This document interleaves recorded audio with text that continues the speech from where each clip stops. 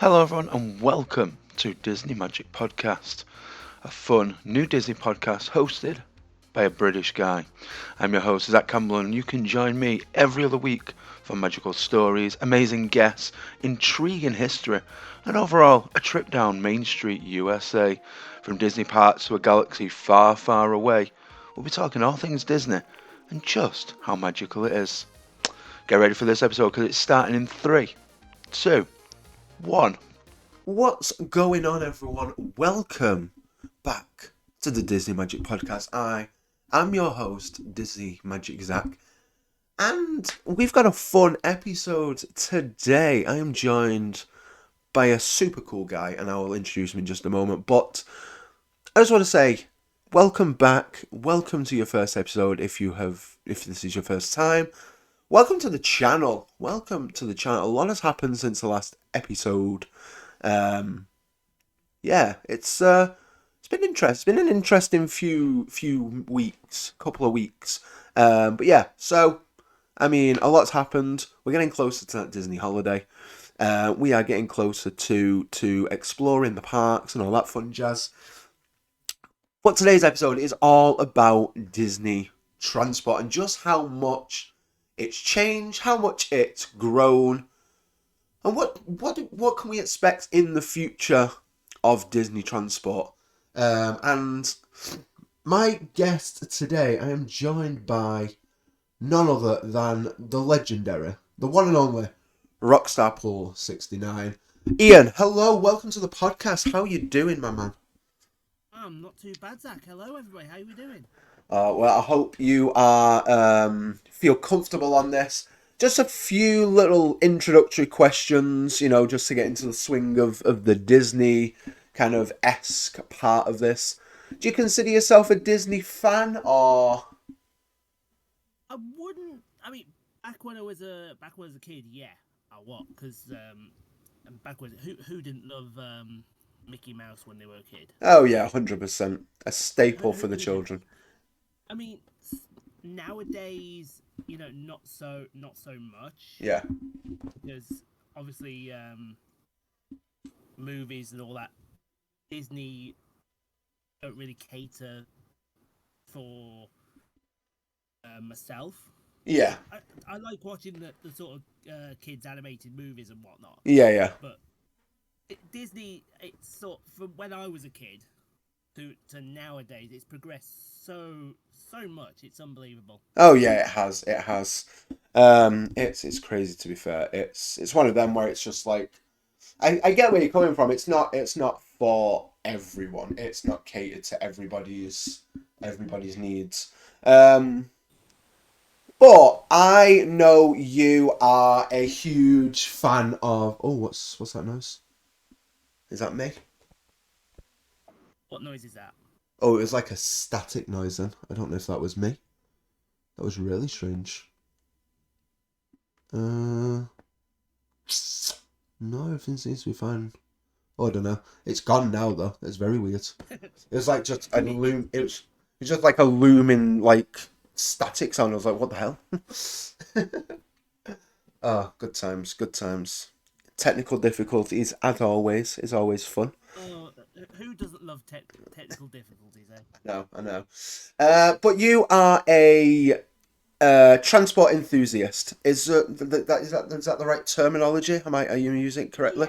Yeah, Yeah. it depends on what niche you sort of concentrate on really, Okay. because you've got transport enthusiasts, which covers everything. But then if you break it down, you've got those that are into planes, so they'd be aviation enthusiasts. Okay. Then you've got buses as well; they're just bus enthusiasts. Yeah. And then you've got railway as well. They can be called train spotters, rail Yeah. enthusiasts. Yeah. Over in the states, they're called rail fanners. Rail fanners. That is a term, Rail and fan.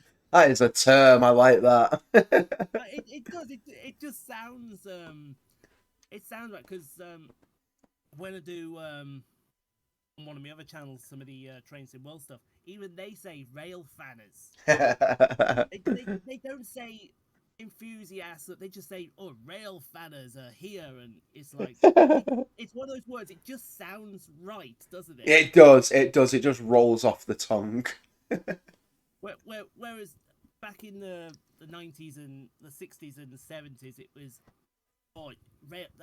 you got a piece of paper and a pen and you write them all down. You just jot them all down. You were a spotter. Oh yeah, yeah, yeah.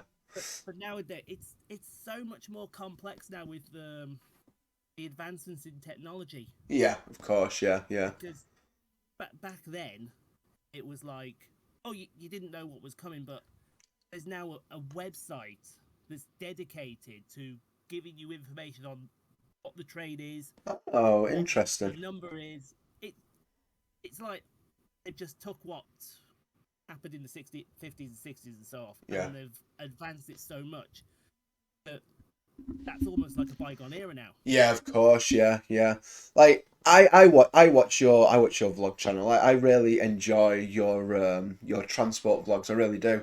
And it's one of them where it's like I don't know, man. It's just the way you present it. I don't know if it's other like this. It's the same in like others within your community. It's but it's so therapeutic. It's so informative. Like I think my favorite part of like your vlogs in particular is when you give like the history of like the train stations that you're at. Like, that is Oh, like that's so fascinating because it's like Britain's full of history and it's like we never really talk about that kind of like part of it because obviously like with all the battles and things but then like you're reeling off this information it's just like yeah that's so cool because it's been there for like hundreds of years some of them and it's like wow it's just impressive. oh yeah, it's something that certainly within the last year of my vlogs I've started doing. Yeah, Mainly because my brother Simon, he's also a vlogger as well, yeah, yeah, but he's been doing it a lot. I would say a lot longer than I have. yeah, yeah. But he has one of those almost like photographic memories where he can just reel off Oh wow. random bits of information, literally just. And that's sort of where I've took my what's the word I'm looking for? Guidance from, Yeah, yeah, yeah, because yeah, obviously between myself and Simon, there's a bit of competition and whatnot. We used to go out and do it together. yeah, yeah. I mean, I before I started with both of my transport towns, I was actually the person holding his camera Mm. and taking the notes for him. Yeah, So yeah, that's yeah. I sort of progressed into doing it. But then, whereas his are sort of more serious, more informative, I try to keep mine more sort of free flowing, Yeah, yeah. more relaxed, more chilled, so to speak. Yeah, yeah, which is kind of what I like, and it's good that you've got that difference between you and your brother. Yeah. Yeah. So It, it, is it something you've always been interested in, or is it something that you picked up I from mean, Simon, from like helping I him would out? say, when I was a kid, obviously, I loved trains and Yeah, whatnot. yeah, Absolutely. yeah, Only I would say, sort of within the last 5-10 years, yeah, has my love for buses also now come into it, and then sort of within the last 2 years, that's where the love of planes has now come in. yeah, yeah, yeah. Because I remember when you was like you were so excited. I think you made like an announcement that you were going to like an airport close to you, and I was like, yeah, this is super cool. Like yeah, it's to see you like progress through like like your hobby, your interests. It's good to see like oh yeah, where I live, I'm about 20-ish miles from Birmingham Airport, oh yeah, Birmingham okay, International Airport, yeah, and my house, if the wind's in the right direction, because um with planes you have to have wind in the right place, otherwise it all goes to hell in the handbasket. yeah, They yeah, have to sort of fly into a headwind okay, yeah, yeah, yeah, yeah, to help them when they land and to when they take off, so okay, to say. yeah, yeah, And if the wind is coming from a sort of, I would say, southerly direction, yeah. say southwest, the glide path into the airport actually goes over my house. Wow, that's so cool. So on a clear day, I can look up and I can see these planes at, I think probably it's around where I'm at. It's probably about 4,000 feet, Wow. 5,000 feet, just literally slowly gliding down Wow, 20 that's miles down to Birmingham Airport. wow, that's so cool. Yeah. So Especially now because well, it'll be coming out in a vlog. I think it's either next week or the week after. yeah.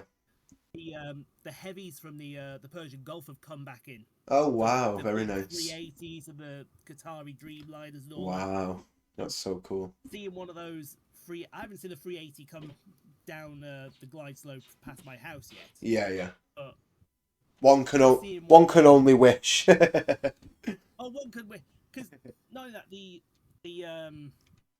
Emirates A380, Yeah. 35 tons of undercarriage. Wow, that is Just in the undercarriage alone holds that thing up. wow. Where I was, it was literally I could practically touch the thing, and Oh my gosh. Wow, that's you so see, cool. you just see one of them come at you. You think, I've either got two choices: that's run or stay and film. And of course, the aviation is going to be stay and film. Oh yeah, of course. Oh man. Yeah, so today, like I was up this morning. My brother's gone to Sweden today as of recording this. Oh yeah, He's gone for 9 days to go visit his friends and stuff. So going to Manchester Airport, like where I live, we're about half an hour, 40 minutes away from Manchester Airport. So I mean, we'd see some of the planes dip and dive and get low, but it was so cool to see them up up front in person this morning when we was like taking him through to the airport and the terminals, and it was very very cool. It was very very cool. So oh, yeah. I can appreciate what the aviation community can see in that as well. And with you as well, like I love like we don't have I don't get the train often because there's no need for me to unless I'm going like long distance because we have the tram service up here in Manchester, which you know about. Yeah. You've come to visit up this neck of the woods a few times, haven't you? I have. Yeah. I'm practically up there, if not every month, almost every other month. Yeah. So So like that's what I mean. Like the tram service is it's impeccable because we it gets us where we need to go and where A to B very very conveniently.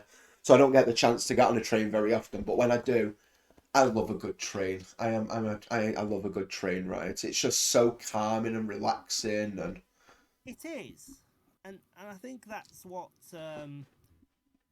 a lot of people get the misconception of with the rail enthusiast community because to someone on the outside, he's taking down numbers, he's a bit sad, blah blah blah. yeah. But what they don't realise is at the same time, that rail enthusiast that's there, it's therapeutic to them, but also they're actually doing a job in a way. Yeah. Because if you I don't know if you're ever at a station, you hear those announcements. If you see something that doesn't look right, blah blah blah, speak to staff or Oh yeah. transport police. Yeah. I've heard that a few times. Yeah. Yeah, in a way, and it even says it in because there's photograph guidelines and Yeah. whatnot.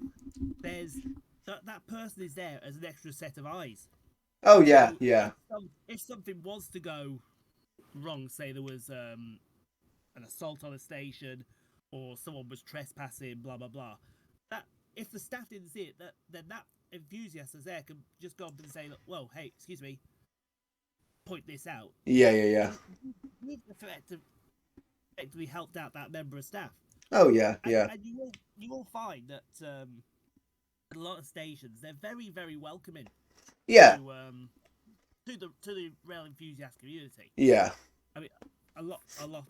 Is it something? Twitter does a, Is it something you have sorry, to? go on. Is it something you have to ask permission for, or can you just like rock up to a station, or do you have to plan ahead and? It all depends on which sort of station you go to. Okay. I mean, Okay. I know for example, the Manchester.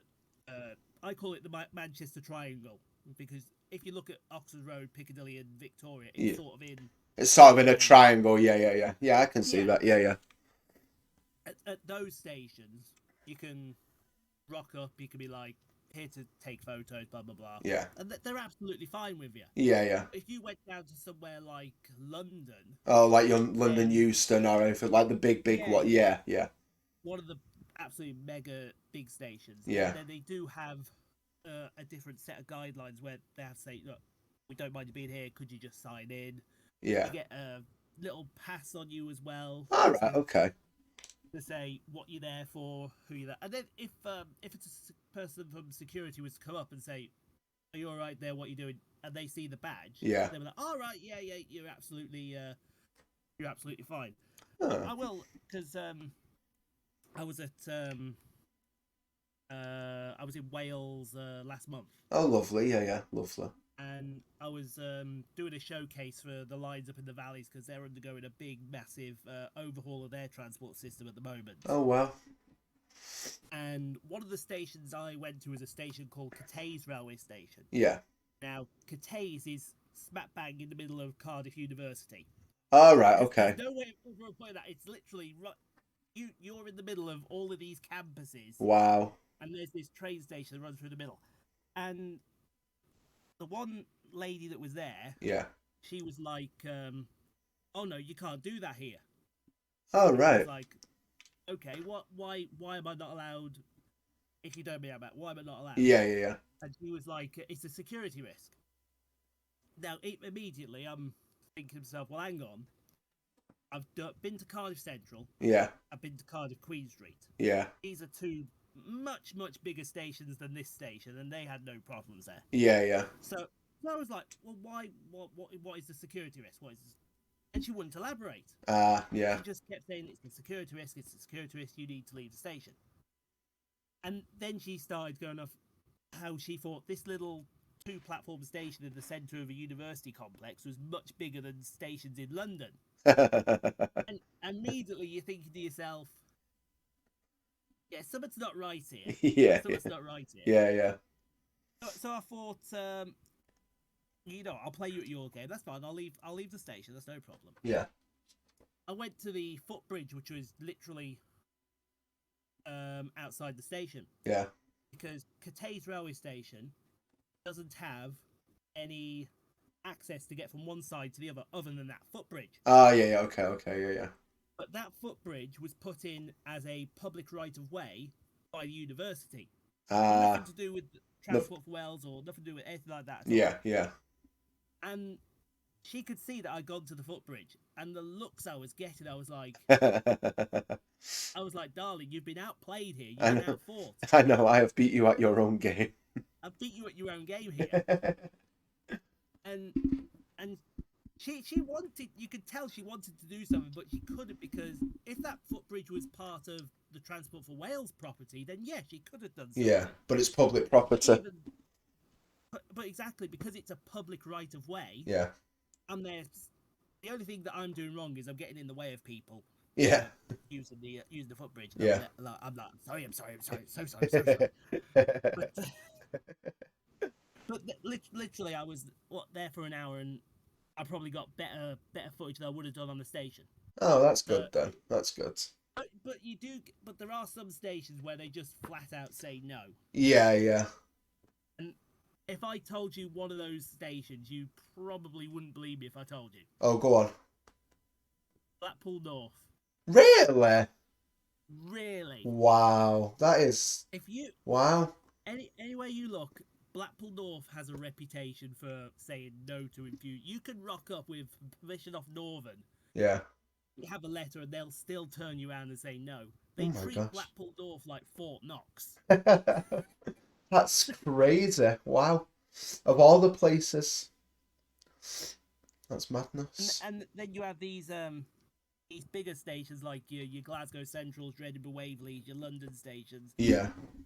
It's like, yeah, absolutely, here you go, here you sign in and whatnot, you're on your way. Yeah. And then Blackpool North, it's like, nah. No, definitely not. We're not allowing it. It's not on. Oh, man. It's like, because when I go to London next month, yeah, me and my brother, we always have a joke. Yeah. Because there's a little triangle of stations in London that Southeastern own, Charing Cross, Cannon Street, and London Bridge. Oh, yeah. London Bridge, sorry, is Network Rail, Charing Cross and Cannon Street here. Yeah. We always joke because we always get to do one. We never ever get to do the other one. Oh. Because there's always some reason for it. Oh. So, and 9 times out of 10 we get to do Charing Cross, and when we go to Cannon Street, it's like, no, we can't allow you that because X, Y, and Z. And because they've explained it's X, Y, and Z. Yeah. You're like, okay, it's not a problem. So I've just I said to him the other day, I said, you watch now because I'm going there in August. Yeah. He's like, oh, you'll be fine. You'll get to do it. I said, no, you watch. I'll get to do Cannon Street. I won't get to do Charing Cross because that's how it usually goes. We're all there having a laugh and a giggle because that's how it goes. But it's just the way of the land. It's just the way of how everything goes, really. Yeah, and it's one of them, isn't it? I mean, not everyone approves of what people do, and it's no, not everyone approves, but like I say, I think Twitter does do a lot for the railway community now. Yeah. You can see that if someone was saying, "Oh, what's here like," then you have literally everyone will jump in and give their opinion. Yeah, that's it. That's the joys of social media. Exactly. Yeah. Exactly. Today's episode, I'm just curious. How are you with like American transport? Are you knowledgeable, or am I barking up the wrong tree? I would say I'm decent. I know because a lot of it is It's kind of similar. It's kind of similar. Yeah. So I mean, obviously, like as I was researching for this podcast, and I know most of it. It was kind of just like background information of like the bus fleets, and them like brushing up on making sure my Disney knowledge was still quite up there with everything that I needed. We're talking Disney World alone, so. I don't know if you've ever been to like Disney World. Have you ever been to Disney World? Have you been to like a large theme park with like? I went to Disney World when I was 6 years old. Okay. With my grandparents. Lovely. Rest their souls. They're long gone now. Oh. And this was back when I was 6, so this would be probably around, I would say 89, 90, around that area. Okay, so a good time to go. That one, 1989, 1990, you would have been talking a few resorts would have opened. Blizzard Beach and Typhoon Lagoon would have opened, the water parks. Epcot would have been a couple years old.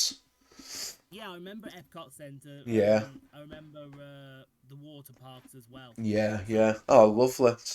This will be quite a nice little episode. Then we'll have some memories. We'll walk down memory lane with Ian. Oh, we will. So I don't know if you've. So obviously a big part of what Disney World is huge, and it's only growing bigger as time goes on. Now I'm talking like, I mean I've heard it's the size of San Francisco. In terms of huge. It's huge, it's massive, it's absolutely it's ridiculous how huge it is. I was looking on Google Maps for something earlier. Yeah. And where it is it's in Walt Disney. Well, it was in Walt Disney Resort down in Florida. Yeah. And it's just massive. Oh yeah, it's huge. So in order to get to and from the parks, you need some sort of transport. It's got its array of transport. I mean, it's got monorails. It's got a Skyliner, which has recently been put in a few years back. It's got its own bus fleet. It's got water. It's got boats. It's got its own kind of like taxi service. It's absolutely. It's got like tram trains as well. Those little tram trains you see. Resorts as well. Yeah, the little tram. Yeah. I don't know if they still do them because they did stop them during COVID, but I'm hoping they bring them back, because they were cool. But yeah, I think they have started using it again. Let me. oh yeah, hopefully because they were dope. They were very They very cool. certainly were. I remember looking at. Yeah, have they? No, not the ones I'm thinking. The other ones I'm thinking of, they have started using them again. But All right, okay. the one, there are two types. There's the one with what looks like the front end of an articulated lorry. Yeah, yeah. And then you've got the one which has like the proper train on the front, and it has these little carriages that it pulls behind it. So the one with the train and the carriages, they still. Oh, okay. Yeah. Oh, so I mean, a little fun fact for you, Ian. Walt Disney was a rail enthusiast too. He was a rail fanner. He was. He was a very big he was a big train guy. Was our Walt, to a point where he had his own train in his own backyard. He did. He also had his own. The Fort Wilderness Railroad, wasn't it? Oh yes, he did. Yeah. From 1973 to 1980, that was a big part of getting to and from, because Fort Wilderness was off the mainland of off of Bay Lake and everything like that. So it was a good way to get to and from one to the other side, because Fort Wilderness is huge. It's in the middle of it's essentially a forest. It's massive. But yeah, I mean, big train guy. So I mean, obviously we've got the the Disney World Railroad, the Disneyland Railroads, which in itself is a train and a ride to get to and from the main portion to, I believe, Frontierland, which is That sounds right. yeah. But yeah, so very very cool. They've recently started up and running that again properly, after a good few years of some fixtures and some things like that. But yeah, another sort of train where it was, the monorail. The monorail was a big thing for Disney World, and Disneyland. I was thinking to myself when I was going back. I was thinking, do I remember the monorail? And I thought, yeah, I remember the monorail because I'm pretty sure that was around 1971. It opened something in that area. Oh yeah, so it's been running essentially since the beginning. It's got three lines. It runs from Magic Kingdom to Epcot. Well, the TTC, which is a transportation ticket centre to Magic Kingdom and Epcot, and then you've got the resort line, which goes through your Magic Kingdom resorts, your Grand Floridian, Contemporary, and Polynesian, and then its final destination is Magic Kingdom. Goes on to Epcot, isn't it? Yeah. So these three separate lines are all kind of they all go the same kind of way, but then you've got one that goes directly to Epcot as well. So, but they were a big, they were huge. They were out of the world, out of this world, and the futuristic kind of it's still, to me, to be fair, it still looks futuristic today. I've never seen anything like that today.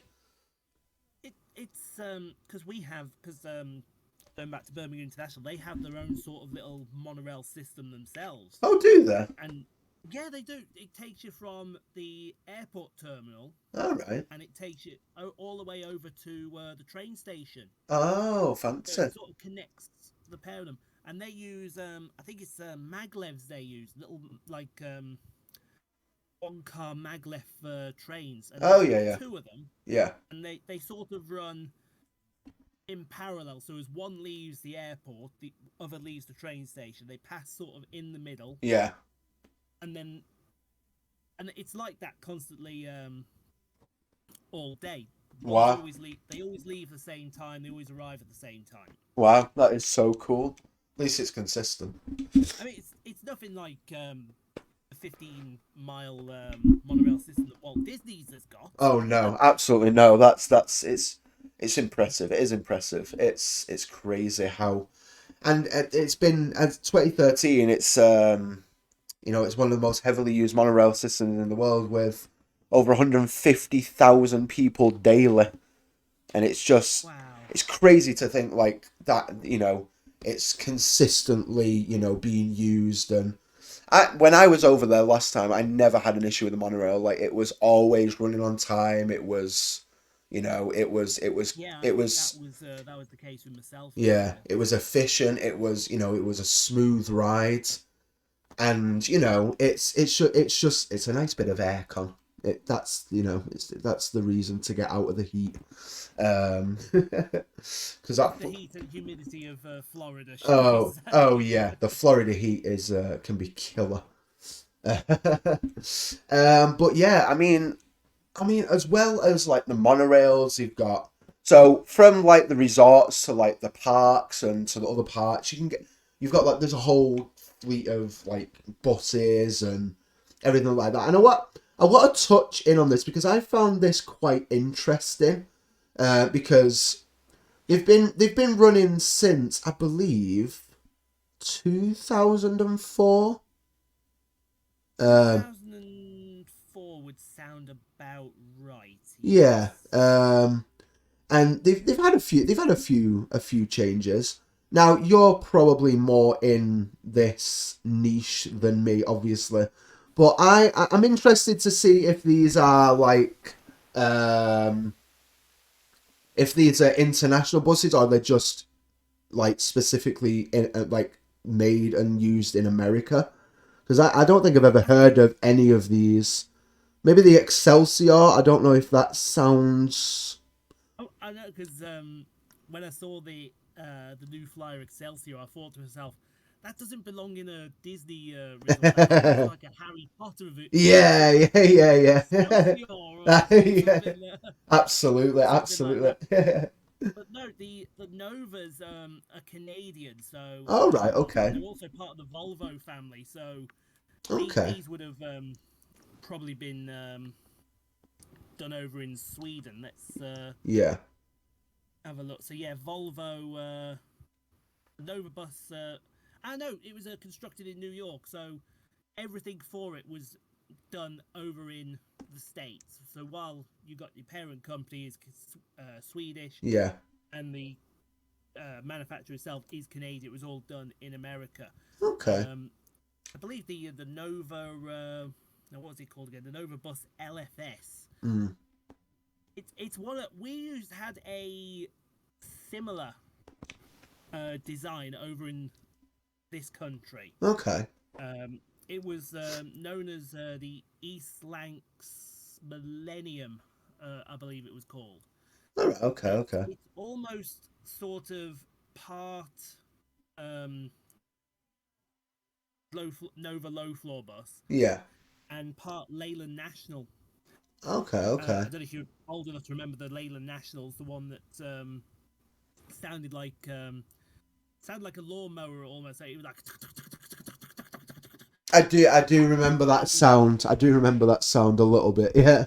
and and the back of the Nova low floor series that looks like the back of a Leyland National Mark One with that little sort of hump at the back. Yeah, yeah, And also if you think about it, with the two-door aspect as well, it is almost like, because a lot of Leyland Nationals were two-door operation in and out. yeah, yeah, yeah. I think towards their dying age, they did turn out to one door access at the front where the driver was. Yeah, yeah. So we had a few But we had a few buses that way, like before. I don't know if we still have them actually. They kind of disappeared. But we had like yeah, no. the buses with like the I always call them a bendy bus. Oh yeah, Yeah. Ben. It's very, very, very rare you see a Ben. The only city, this is the only city I know that has bendy buses still to this day, is actually no, tell a lie. There's two cities. I believe York still has them, Oh yeah, yeah. Okay, okay. and I definitely know Aberdeen still has them. Oh, interesting. But because they've gone with the Mercedes Benz Citaro. Oh yeah, okay. Yeah, yeah, yeah, yeah, yeah. Very And nice. the numbers that York have are sort of a continuation on with Aberdeen's numbers. So If you think about it, the first off the manufacturing fleet was 11101. All right, yeah, that makes it a bit So, easier. and then how an order works is they take it up to a certain point. So York took theirs up to 11105. Yeah, yeah, And then when Aberdeen had their batch, they started their batch at the next number, so 11106, okay. and they took theirs up to, I think it was 11115 that they took theirs up to. All right, okay. And you find that with a lot of certainly you find that with Stagecoach a lot, Yeah. because they will start when they start a new line of buses. So take for example the new electric buses that you've had, the BYD K10 Alexander Destin Enviro 400 EV City. The first number for that one was 14001. All right, okay, yeah. They took their fleet number up to 14030. Mm. Then along comes 14031. They took theirs up to. Okay. Or was it 32? No, it's 32. Sorry, it's 32. I'm getting my numbers confused here. And then Cambridge, because Cambridge are starting to go electric as well on their side. Okay, yeah. And they've had 2 buses, and they've gone to they took 33 and 34. Okay. That's when Aberdeen's electric series comes in, because they've gone from 43 right through to 69. All right, So okay. 35 right to 69. Wow.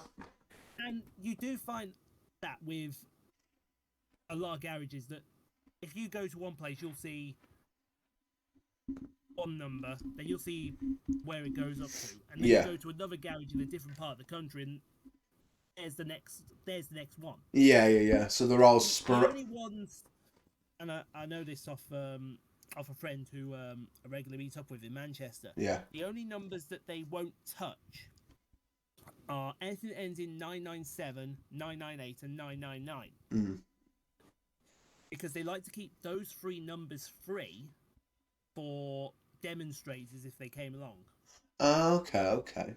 Interesting. So I know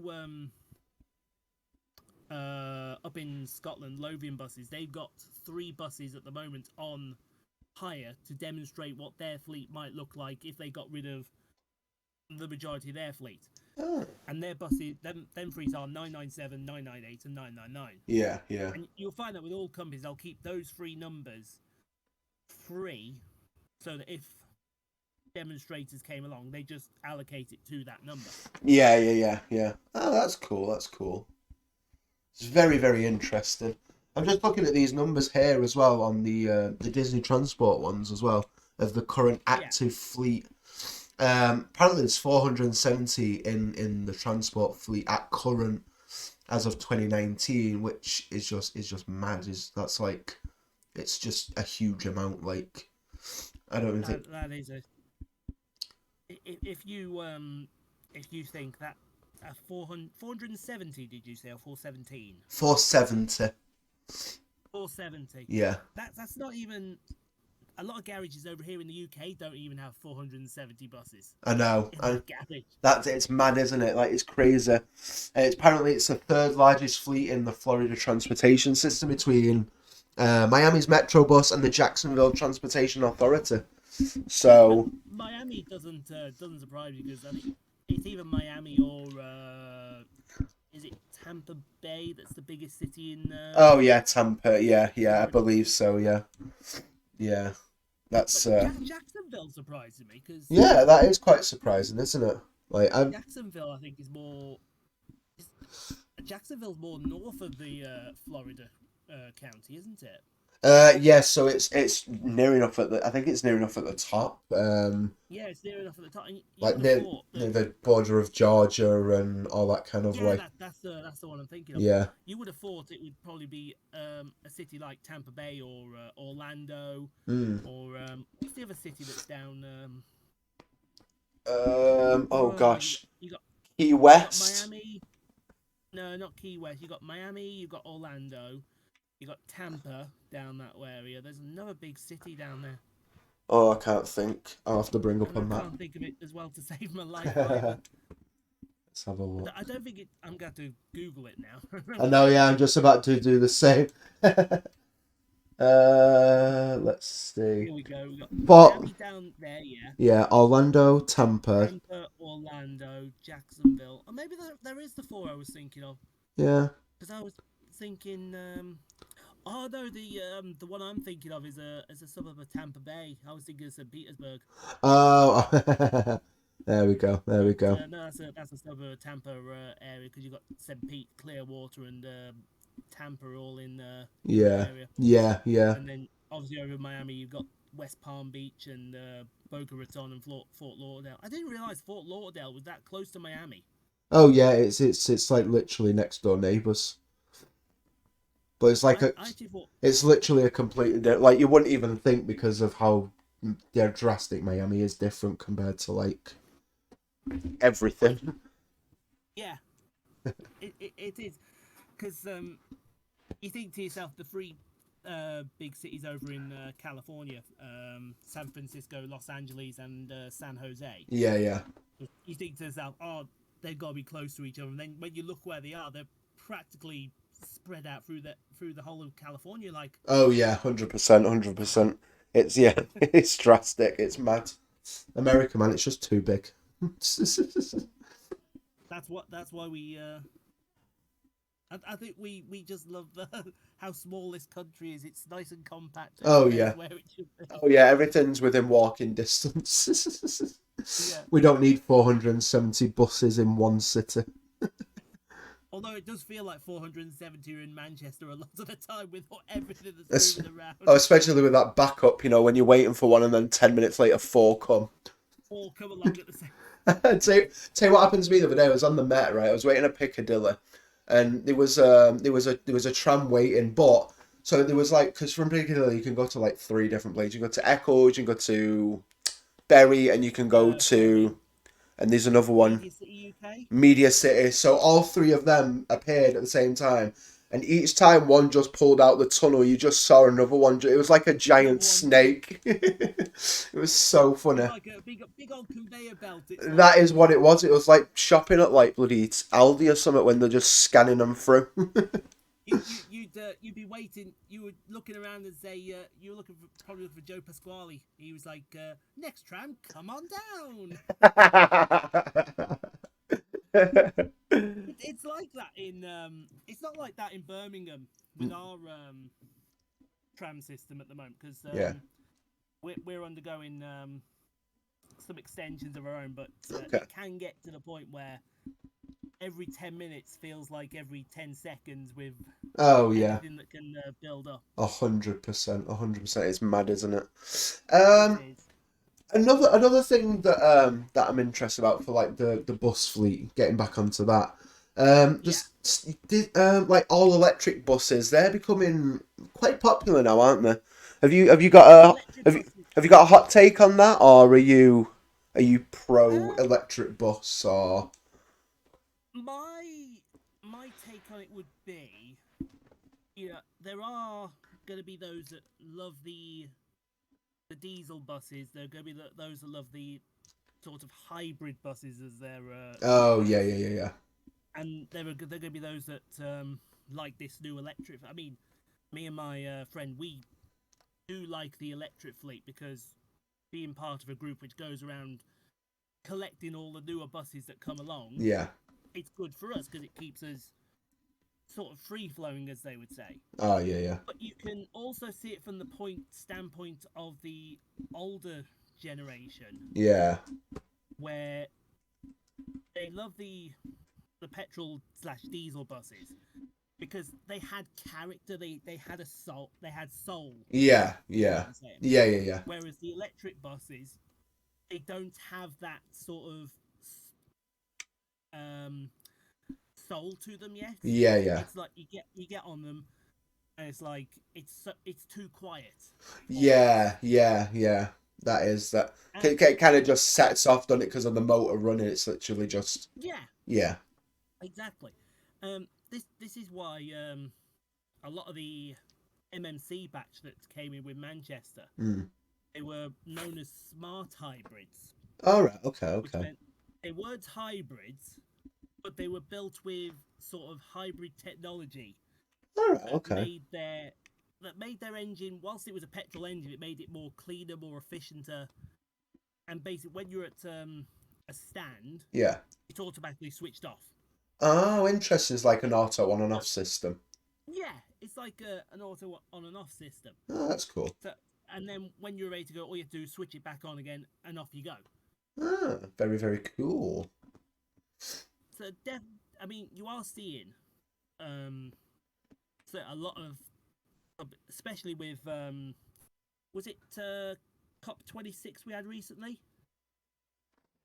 Uh, I think it was summit COP. They had that big summit where they wanted to go cleaner air and oh, yeah. The clean air tax or whatever it was. clean air tax. Yeah, Yeah. you are finding a lot of companies are starting to move over to electric buses now. Yeah. To be fair, some companies they can't afford the electric bus, Yeah. which is fair. Yeah. It's a bigger expense, isn't it? Exactly, yeah. A higher maintenance and everything like that. But certainly, I would say the big, well, certainly Stagecoach, I would say they're starting to move more towards the electric fleet. First are now starting to follow suit. Yeah.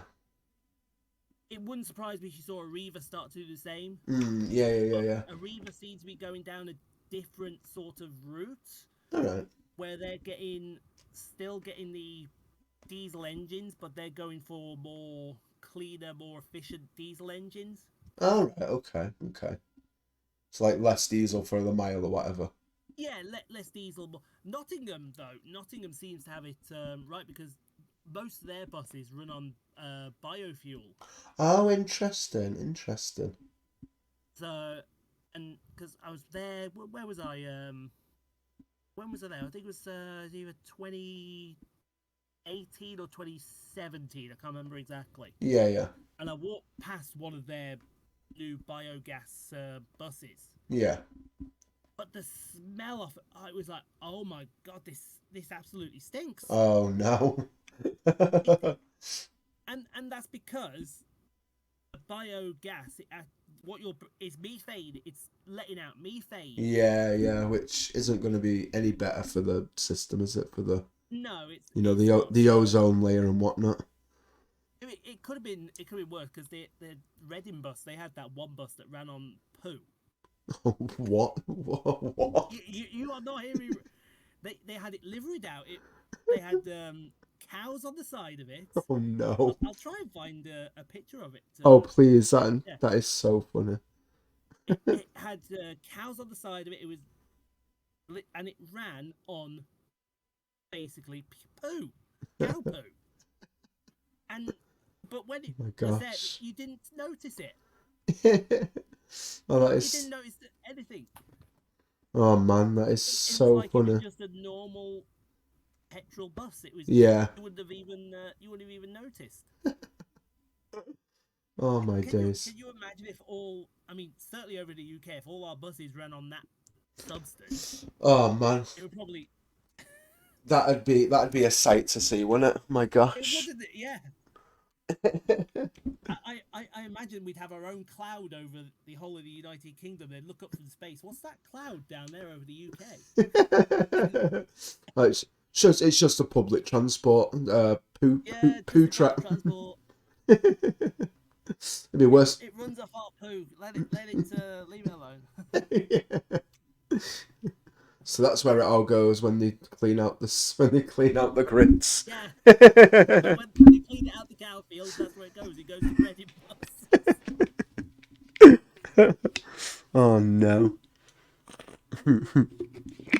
Oh man. That is so funny.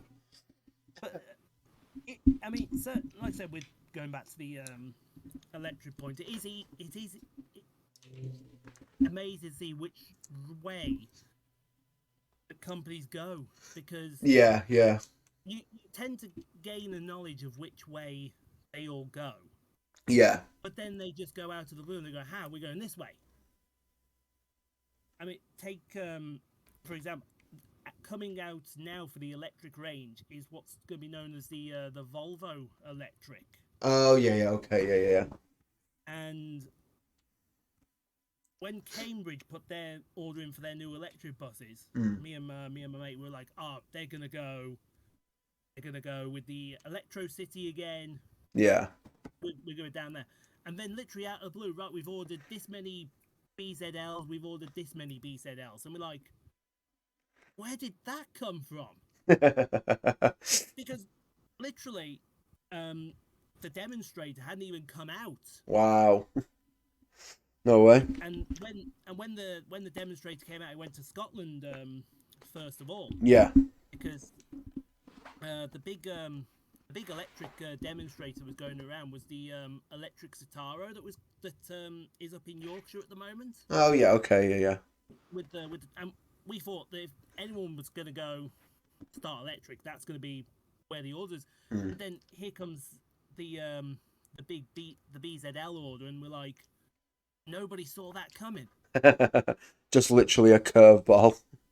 Literally a curveball. And you'll find those buses coming into Manchester as well, because they've Stagecoach in Manchester are putting an order for BZLs for a lot of their routes in Manchester. Oh, very cool, very cool. With them being an MMC and a city buyer, yeah, it's the first time in ages they've gone down the Volvo route.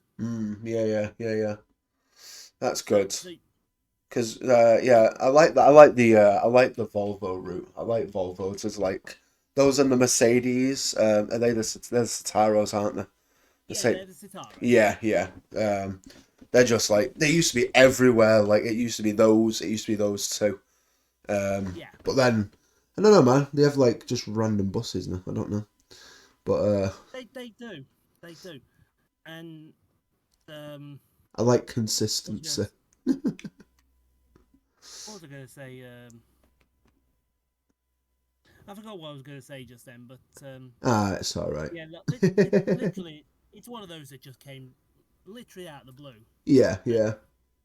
Because, as I said, when you go to visit a company, you say, "Oh, they're Alexander Dennis company. They'll buy Alexander Dennis." Yeah. And then here they come. Here's a Volvo MCV BZL order, and you just sit back and you think to yourself, why have you gone down that route? Why have you done this to us? What? Because, as I said, the demonstrators haven't come out yet. So what made you go down that route without even getting one in your garage first to try out? I know, yeah, just literally like a mystery buy. Yeah. How bizarre. Try before you buy, because the one that is out now with Lothian, they've had it for what seems like forever. Yeah. But they've not put an order in for it. Oh. So it makes you. Are they perhaps not sold on it? Are they perhaps looking at something else? Yeah. Are they perhaps? You'd like to say you know what goes through a managing director's mind when he puts in an order, but sometimes when you think you have the answer to one thing, they come along and say, "No, well, here you are. Here's our answer." It's a completely different test paper. It's a completely different answer to what you were thinking it was. And I think that'll be the case with your electric buses in Disney World when more happens. Yeah. You look at the three they've got now. Yeah. They've got the Nova, they've got the Gillig, and then they've got this new Excelsior bus. Yeah. And you think to yourself, okay, you've ordered the Excelsior. Yeah. But you're still also putting an order in for the Gillig. Yeah, that's it. Like which one are you gonna which one is like more which one are you gonna use more? Yeah. Better. Yeah, that's it, yeah. Tell you what they need to do, they just need to race them. That'll be the deciding factor. But there is a racetrack not far from me. They do bus racing. Oh, sick. they do it's just for buses that have gone past their expiry date now. They've outlived their use. Yeah. It's their sort of way of getting their last little send off, so to speak. That is so funny. I love that.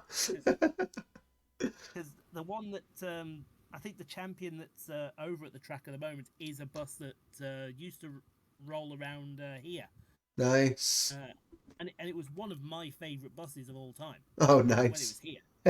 That's so good. And to see it still over in, I think it's over Leicestershire way. Yeah. They're still going, and it's still beating other buses. For an older bus, it's incredible. Nice. That's what you want. That's what we want. Exactly. Moving on. Let's see.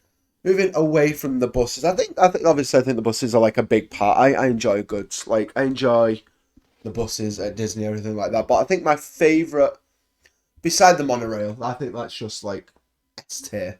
But besides the monorail, my favourite transportation is like all the boats that they offer. Do you consider yourself a boat guy? Do you like a boat? I like a boat. Yeah. Don't get me wrong, but I wouldn't say I'm a boat guy. Yeah. you don't see yourself owning a boat anytime soon, Ian. Oh no! I like my feet firmly on the ground. Yeah. When I am serious because when I'm in buildings and I go up stairs. Yeah. I remember this from university, where all my classes were on the 8th floor of the building. Oh no! But I don't know if you remember how stairways were back in old style buildings. They were sort of like circle around, but they had this big space in the middle. Oh yeah. You could literally see from one end to the Yeah. other end. Oh yeah. And whenever I got to around the 7th floor, because they had no lifts in that building. No. You had to walk it all the way up to the 8th floor. Yeah. And I got to the 7th floor, and I would just look down, and then my feet would be like, "No, get away from that edge as quickly as possible." Oh no! And I was like, come on, we got another floor to go now. And then you get to the 8th floor, you look down. Nope, that's worse than the 7th floor. You want to get away from that. Yeah, it's mad. It's crazy. Like, honestly, I don't do heights at all. I can't do heights to save my life. Like, it is. Oh. I like to think I don't mind heights, but I would rather not be close to an edge. Yeah, that makes sense. Yeah, that makes sense. That's a good way to, just don't go near any edges. It's all good. I'll try and avoid them as possible. Edges, yeah. Exactly. So feet firmly on the ground, but in Disney they have a variety of like boats that provide like free transportation round some of the resorts and to the parks and things like that. And just looking at them, like there's a lot. Like there's 3 ferry boats. There's 7 motor launch boat. Start again. That's the one. It's a mouthful. That. Yeah, the free motor cruises. I think something like 15 water taxis. Yeah. 8 friendship boats. 8. Are they new? Because when I went in '89, I don't remember the friendship boats. I think they're newer. They were there when I was there back in 2011, and essentially what they are is they're like it's essentially like how can I explain it? It's like a part. It's like. It's not like the boat you go find in the tunnel of love, is it? No, it's not. No, it's not like that. It's more like it's like a large bench, like opposite, like parallel benches. Oh yeah. And yeah, and it's essentially that, but it's a pretty cool concept, to be fair. Have a little conversation with people if you really want, if you're feeling chatty. That's a cool innovation. That it is very cool.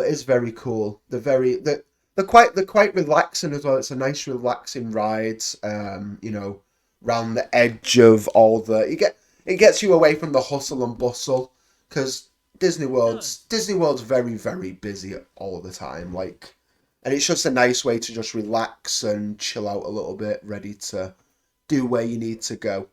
Yeah, I think certainly the ferry boats. I think I remember the ferry boats. Definitely. Yeah. Yeah, the ferry boats have been there for a long time. I'm not sure if they've been there day one, but I feel like they've been there pretty much since like I want to say like the late 70s, early 80s. Yeah, So, I said definitely they have that sort of like Disney Mickey Mouse Steamboat Willie kind of look to them. oh yeah, they do. Yeah, yeah. They do look like that. They were from that paddle steam 70s, 80s kind of era. Oh yeah, yeah. But they have as well. They have I think the riverboats. Is it the riverboats? Yeah, the riverboats. So they're like Remote, yeah. yeah. So the riverboats are like a giant like steam powered like boat. Like it's the Mark Twain. It's called, and that's like I think it's 3 stories, a 3-story boat. It's impressive to look at. It's very very cool. It is. And then moving on as well, we've got now these were very very. I don't know if this is what you were talking about before. I think it is the parking lot trams. So Yeah. these ran before COVID, and they stopped them during COVID. And I don't think they've brought them back. Yeah, no, these parking lot trams. These are the ones they've not brought back. Yeah, yeah, The ones that they have brought back, it looks like are the trackless trains, what they call, or the parking lot train, as they call. yeah, yeah, Where you literally have a train and it has like X number of carriages yeah, behind it. yeah. So those are the ones that obviously they're still going. Yeah, those are still going, but these ones aren't, and it's kind of a shame because they were obviously I didn't utilize them much because like you didn't really need to. The the buses took you near enough to the entrance, but I mean the parking lots are massive. They're huge, like so it's it's handy to have them, but maybe they'll bring them back. I don't know. Maybe they will. Maybe they won't. Maybe they will. I mean, it all depends on um, need at the end of the day, doesn't it? Yeah, that's it. Yeah, If there is a need and a necessity to bring them back, then obviously they will bring them back. yeah. I think that their problem, because they're run on compressed natural gas. Yeah, yeah, that's I think that's the issue because, it's harming the environment, isn't it? And it's Yeah, yeah, it's not ideal. I mean, and if you think about it, this is what the buses in Nottingham run on compressed natural gas CNG, Yeah, yeah, yeah. and CNG is methane, so Yeah. it's not exactly doing the world of good for the environment. No, no. So We're gonna start sounding like Just Stop Oil in a second. I think we need to just maybe if they bring them back electric or, some sort of because I don't think it would take that much to power it surely. It wouldn't, but and I will tell you the story here. I don't know if you are aware that the HST that still goes around on the railways today Oh yeah, okay, yeah, yeah. to modify a HST Mm. so it became compatible with today's environment. Oh, cool. Because the HSTs are from the 60s and 70s. Yeah. So to get it up to spec, sort of like DDA and fuel efficiency and whatnot to today's environment, Yeah. it actually costs the operating company less to dispose of them Oh, really? rather than do them up. I think my brother told me this. To scrap just one coach Yeah. of a HST set All right. costs something in the region of £30,000-40,000. Yeah. Wow. To modify that EDA style into today's environment, Mm. it costs near enough 10 times that. Oh my goodness. That's And if you madness. think you've got 2 power cars, 7 coaches, you're probably looking at something in the region of £1.5 to £2 million just to refurbish a set. Wow, that's madness. So when you see them disappear and you say, "Oh, they're going for scrap," Yeah. to the naked eye, you think, well, why are you getting rid of that? That could help with capacity, and then you put the numbers in front of them. Oh, now I see why you're getting rid of them. Yeah, because it's Um, a lot easier. It's a lot less money financially, isn't it? Exactly. Yeah. Yeah, It, and that could be the problem. We don't know how much it would take to turn one of these parking lot trams into an electric vehicle, yeah, but it would probably cost Disney a lot less to dispose of them yeah. rather than do that conversion. Yeah, of course. Yeah, it probably would. Yeah, yeah. That's no. It makes in fairness, it makes sense. That to be fair It does. yeah. I mean, I don't like you say. It's if it's not a necessity, I don't think they're needed anymore. So I think it would save them a lot of money rather than redoing It them would. to just It to probably would. I mean, yeah you've also got to remember the monorail. They got the monorail at Epcot, haven't they? yeah. The That's monorail can do the job just as well as one of the one of the trains. Oh yeah, of course. Yeah, 100%, 100%. Yeah. So moving on to. I think the next thing that I found interesting. This is a fairly new concept. They're called minivans. So these, I saw these. One of these looks like Minnie Mouse, doesn't it? yeah. They all look. They're all red and white polka dotted. Red and white polka dots, like Yeah, like Minnie Mouse's dress. Minnie Mouse's dress and bow, and they began testing in 2017 from Boardwalk, Disney's Yacht Club, and Disney Beach Club, which is like your high-end deluxe resorts. And now they're available to everyone on whoever's staying at Walt Disney property. But the thing is, Disney. Here's the thing. I don't think Disney own them. I think they rent them out because they have an app over there called Lyft, which is essentially like Uber. It's like another kind of like Uber. Yeah, they. Um, I think it's to lease one of these, you have to pay a charge, which is on a distance fee. yeah, it is. Yeah. So I was casually looking at it, in terms of like getting from the airport to getting to my hotel next year, and it's going to cost me about $40 to get there. Which, in fairness, the airport itself is about half an hour away. So And that would be Orlando International, wouldn't it? it would, yeah, Orlando International, yeah, yeah. So I'd consider that a worthy fee, to be fair. I mean, 30 minutes to pay $40. That's roughly about, what is it? I think it's about $1.50 to the pound, something like that. Yeah, it's just recently gone up. It's just recently gone up. You're probably paying about 30 quid. So I would say at 25, 30 quid. I'd say that's probably about fair. Yeah, $30. Yeah. We didn't have these when I went in '89 back. We had these big whopping Ford Transits that they had. Oh yeah. Those Ford Transits you see back in the movies as well. Yeah. I remember Home Alone, the scene outside the house where they have these two big whopping. Oh yeah. Passengers. Yeah. Something similar to that. Yeah. And you're sitting in there, and all your luggage is in there, and you look think you're cramped up like this. Yeah. Everyone else. And Yeah. It's not ideal. It's not, but I can see why they've gone with these sort of like Chevy Suburban SUVs. Oh yeah, because they're gorgeous. Like they're a nice car. Oh, absolutely. Very very nice car. I mean, I'm seeing. I saw, like I said, I saw a picture of one for the first time today, and yeah. Oh my god, they just look. So it's like when you see buses over here. Yeah.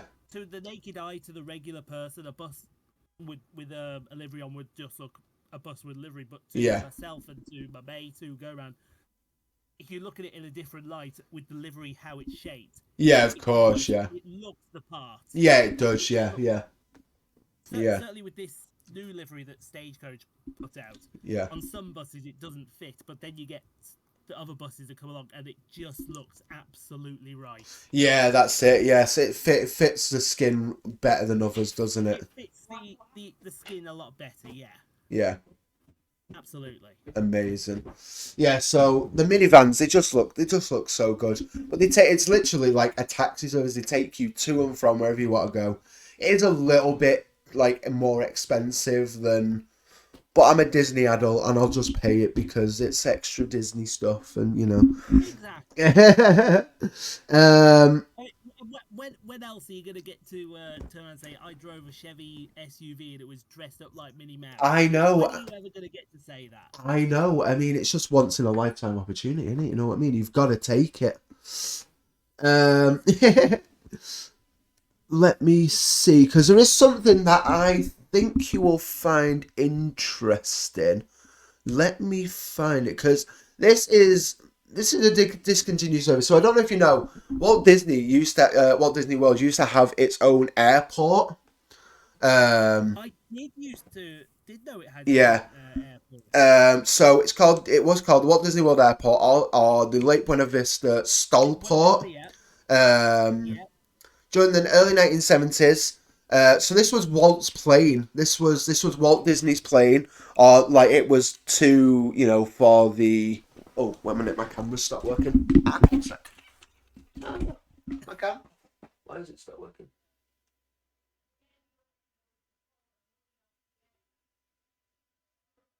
Okay, there we go. My gosh. Technical difficulties. Please stand by. I know. Beep boop. Yeah, my camera turned off. It's never done that before. Very strange. Yeah. So as I was saying, this is Walt Disney's plane. So it was owned by Walt, and then it got passed down to Roy, I believe, when he passed away, and then it now lives. So it used to live in Hollywood Studios in the Backlot tour.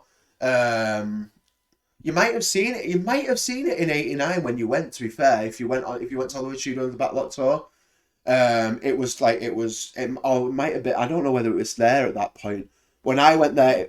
Yeah, so when I was there, it was I'll be there. honest, I So don't remember a backlot tour. oh, okay. Off the top of my head, I don't remember the backlot tour. It might not have been there because I think Hollywood Studios was quite new at the time. I think it was that year or the year after that it did open, or the year before. Sorry. So it might not have been there. To be fair. No, I think from what I remember, I don't think it was open at the time. Yeah, I don't yeah. think so. Yeah, so, I mean, oh, excuse me. So, it was operated by Shawnee Airlines with a small de Havilland Canada DHC-6 Twin Otter. So it was essentially a little flyer with commuter turboprops and it got to. Havilland it actually still it still produces airplanes to this day. Oh, very Because cool. you got the Canada Dash 8, which is still being used by the likes of I think Logan Air still use those. I know Flybe. They were a favourite Flybe before they went into administration. Oh, very cool, very cool. The Dash 8. Nice, And nice. I get used to see them come into Birmingham International a lot. Oh, lovely. Very, From very cool. from over in the Leeds area. Yeah. Nice, nice. Yeah, so I mean, it had its own airport. I mean, it baffles me how big Disney World is and how much transport they have now and how much they had back in the day. Obviously, Oh, exactly. it's mad. It's so crazy, so crazy. I mean, did you know it had its own racetrack? Oh yeah, the who was it? Was it blah, blah, blah, blah, blah. Who was it? Was it Tom Petty? No, not Tom Petty. It had its own NASCAR. Richard Payne, yeah, that's the one. I was going to say Tom Petty. I'm thinking of the Heartbreakers. But yeah, What is the World Speedway? yeah, yeah, yeah. It was at one point it was used for. I think it was used for a NASCAR championship. Yeah, it was only a mile long. It was originally they brought it in for the Indy Racing League as their sort of season finale. Yeah, yeah, Because they didn't really have one, so they thought, oh, we'll race here, and broke ground in 1995. yeah, I said the person that came over there, Mary Holman George, who was part of the Indianapolis Motor Speedway board. yeah, yeah. She brought over a brick. Oh, and one of those, and it was a brick from the Indianapolis Motor Speedway, Oh, okay. and because they were going to call the speedway the Mick Yard, That's funny. We like that. and the first race was a Formula Ford race in 1996. Yeah. And then the next day came the Indy Racing League Indy 200 race. Then the NASCAR Truck Series came over. Yeah. And then after 2000, that was it. It was only ever used from 96 to 2000. Yeah, it wasn't used a whole lot, and then it was there when I was it was there when I went in 2011. It was there, but it was dormant. Like I don't think anything was there. It's unfortunately no longer there now. No, they closed it down a few years back, which is a shame. It's completely demolished now. Oh, has it? Has it gone? Just completely gone? Yeah. Basically, if you look, now where was it? I saw it on the map earlier. If you look at Magic Kingdom, hopefully I've got the right Magic Kingdom here. Let me find. Oh. Yes, this is the one. Now where? Gotta find the freeway. Oh yeah, I feel like it was near the freeway. The If I remember rightly, it was like northeast. Here it is. Yes. So if you go to the main parking of Magic Kingdom, Yeah. where they have the Aladdin Park, Simba Park, Mullen Park, Ursula, Jafar, and those parks. Yeah. You'll see in the middle is sort of like a dirt mound. Okay, yeah, and that's where it was. No. If you look underneath, there's a little water feature between Floridian Way and the parking area. All right, okay, yeah. And that's it. Wow, that is very The cool. Speedway. Wow. And also part of the Speedway actually takes up is Floridian Way as well. Yeah. Oh man. And you can actually still see, if you look very carefully, you can actually still see a remnant of the Speedway still there around Lake Mickey. Nice. A nice little past attraction there. We like that. Exactly. We like that. Yeah. I mean, let's see. Oh man, over an hour. I think we should call this an episode. That went so fast. Oh my gosh. Didn't it? Yeah, man, thank you, Ian, so much for joining me today. It's been amazing talking all things Disney parks, all things transport with you. I hope you've had a great time on the podcast. I have. It's been an absolute pleasure to be here, Zach. Thank you so much for having me, mate. Not at all, Laura. It's been super. It has been super, and I want to thank you all so much for joining me here today. If you're not already, be sure to like, comment, share, and subscribe. Join the channel. You get new videos, new podcasts. And Ian, have you got anything that you want to promote here, mate?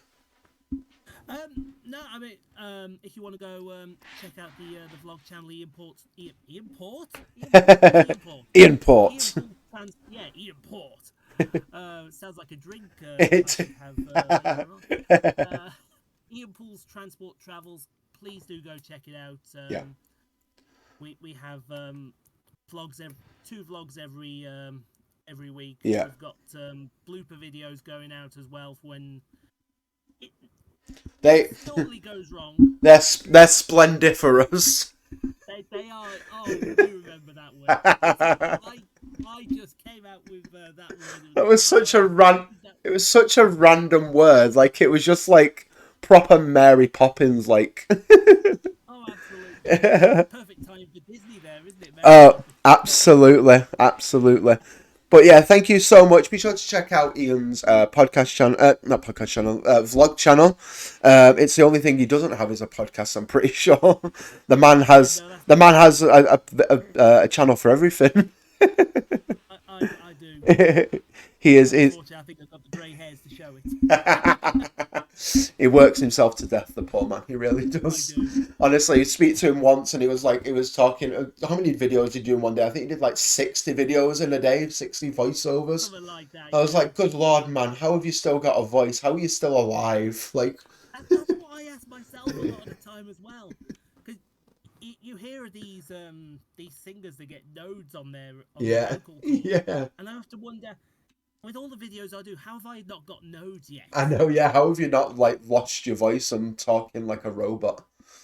Well, that happened back in when did we have that really nasty virus go around? Was it February time? Yeah, yeah. It was like a really nasty flu virus. Oh, yeah. But at the back end of the flu virus, everyone lost their voice. Oh, yeah. And because I just wanted to get some content out, I turned to my brother and said, right, I'm going to record some content. But I was like, I'm going to record some content. and I put the microphone down in front of me. I put everything down in front of me. Yeah. And I was like, good morning. Nope, that ain't going to work. Bye-bye. I literally said 2 words. It was like it was never going to happen. Oh my gosh. He's a workhorse, is Ian. But yeah, be sure to check him out. Be sure to subscribe to this channel if you want more Disney content. Disney podcast every other Friday. Got some amazing guests coming up. So be sure to keep your eyes out for that for August and September time. I've got some great videos coming as well in terms of Disney history, Disney park stuff as well. So be sure to keep your eyes open for that as well. And thank you again, Ian, for being here. It's been a pleasure. Absolutely. It's been an absolute pleasure, Zach. Thank you very much. Not a worry. And thank you all so much once again. And I will catch y'all next time. Until then, stay magical. Have the best. Have the good. Try that again. Stay magical. Try that again. Have a great day. Goodbye. Bye-bye. Oh no, I was going to end the call then. I need to end my thing.